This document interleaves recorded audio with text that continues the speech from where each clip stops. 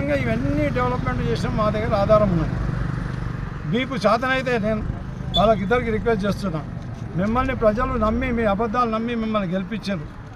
మీకు చేతనైతే ఏదైనా టైం ఫ్రేమ్ పెట్టి ఆ టైం లోపల మీరు ఈ పనులన్నీ కూడా పూర్తి చేయించే ఏర్పాటు చేయాలి.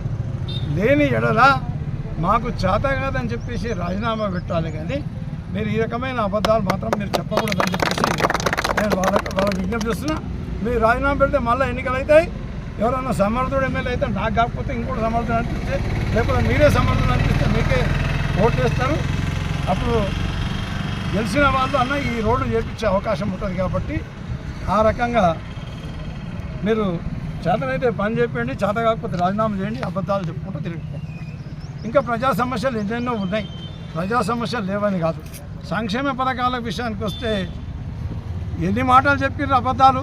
ప్రజలు మోసపోయి మీ మాటలు నమ్మి ఓట్లు వేసారు. 2000 పెన్షన్ని 4000 చేస్తామన్నారు.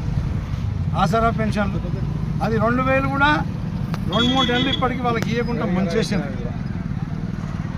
మరి వికలాంగులకు 4000 పెన్షన్ 6000 చేస్తామన్నారు. అది వాళ్ళకి ఇవ్వకుండా ముంచేసారు. నిరుద్యోగ యువతకు మీకు ఉద్యోగాలు ఇప్పిస్తామన్నారు. కానీ మీతోని కాలేదు.